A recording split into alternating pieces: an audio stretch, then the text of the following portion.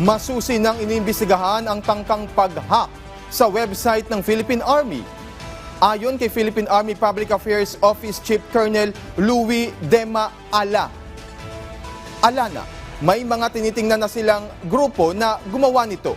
Gayunman, tumanggi muna si Dema Ala na pangalanan ang nasabing grupo upang hindi mabulabog ang isinasagawa nilang investigasyon. Sa ngayon, natukoy na ng Philippine Army ang IP address na gumamit ng mga sospek. Yung same group yung nag-attempt to improve sa system ng Philippine Army. Kumbaga marami tayong Pilipinan dito.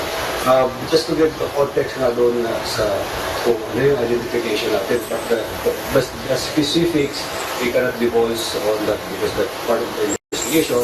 But what we can say is that we know the IP address na ginamit na, we know where they are, we know sino-sino mo ito, and that's all part of the investigation.